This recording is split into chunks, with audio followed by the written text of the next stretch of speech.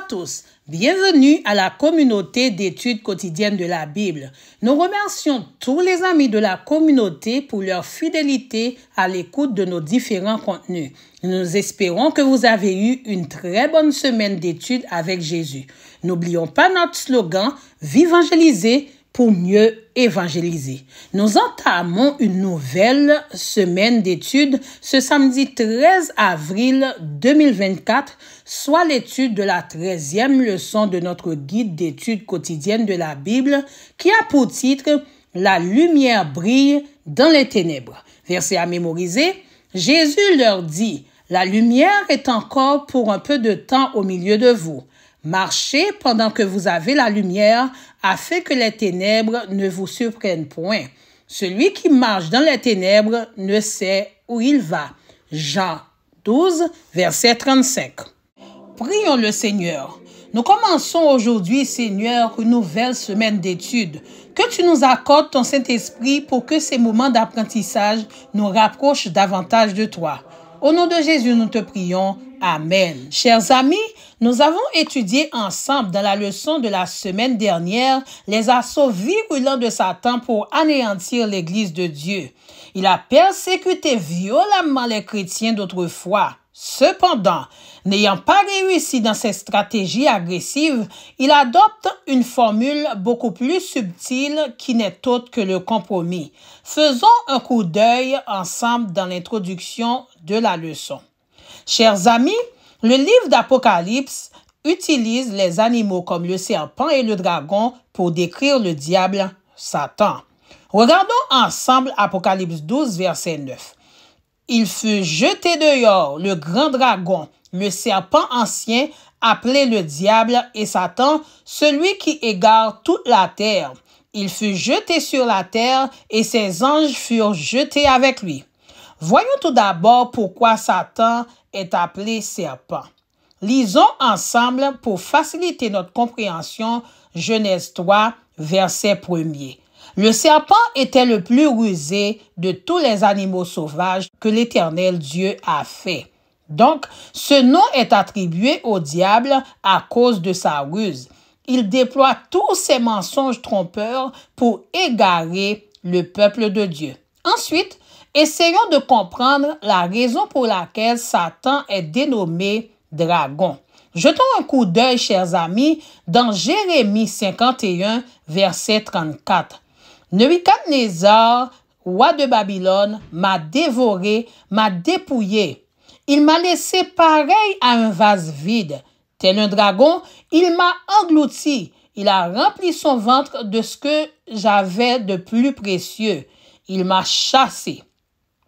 En effet, chers amis, le diable est un être sans pitié qui cherche constamment à nous mettre sous ses griffes pour nous dévorer. En fait, l'alliance de ces deux animaux pour décrire le diable n'est pas anodin, parce qu'il est à la fois un être rusé et féroce. Cependant, Dieu, dans son amour, n'a pas laissé l'humanité à la merci du diable, Satan.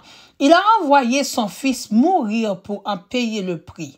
Le diable, voyant le peuple de Dieu lui échapper après la résurrection de Jésus, a rapidement opté dans un premier temps pour la persécution. Des milliers de chrétiens connaissaient sa fureur pendant la période de l'Église apostolique. En dépit de toutes ces attaques, les chrétiens étaient devenus plus fervents. Ils proclamaient l'Évangile sous l'influence du Saint-Esprit avec entrain et l'Église apostolique et post-apostolique était non seulement prolifique, mais aussi la vivalisation la caractérisait. Chers amis, le diable, conscient que ces stratégies agressives consolidaient encore plus la foi des chrétiens dans leur mission, il a changé de méthode. Des centaines de personnes qui ne connaissaient pas les principes de la Bible intégraient l'Église. Elles furent baptisées sans recevoir les enseignements sur la parole de Dieu. À ce moment, le mélange de la vérité biblique aux coutumes populaires initiait les prédications et c'est ainsi que l'erreur inonda l'Église. L'auteur du guide d'études de la Bible, Mark Finley, nous indique que les 4e et 5e siècles furent des périodes de compromis, car les prélats de l'Église mêlèrent les pratiques païennes aux enseignements chrétiens. Cette semaine, chers amis, nous allons voir l'Église apostolique et post-apostolique dans le grand conflit cosmique, conflit composé de deux côtés inégaux et irréconciliables, conflit entre deux forces radicalement opposées.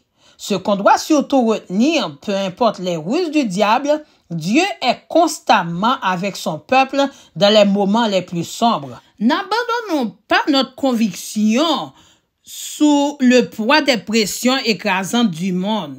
L'auteur du guide d'études, pour conclure, présente dans la partie approfondie la leçon de cette semaine mettant en évidence 4 thèmes principaux.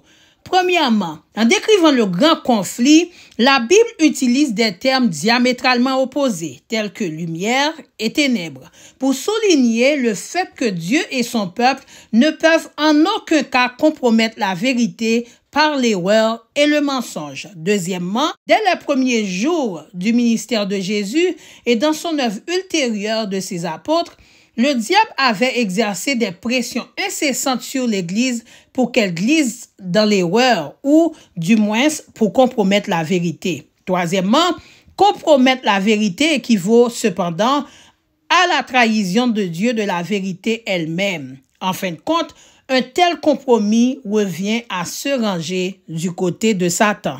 Enfin, la seule façon pour l'Église de sortir victorieuse du grand conflit est de rester fidèle à la révélation divine en Jésus-Christ et à la sainte parole de Dieu.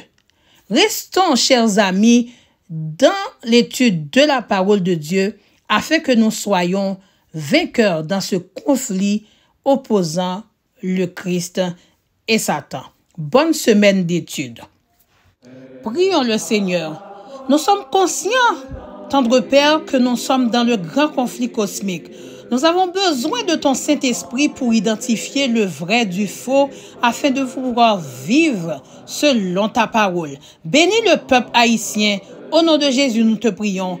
Amen. Nous vous donnons rendez-vous à demain.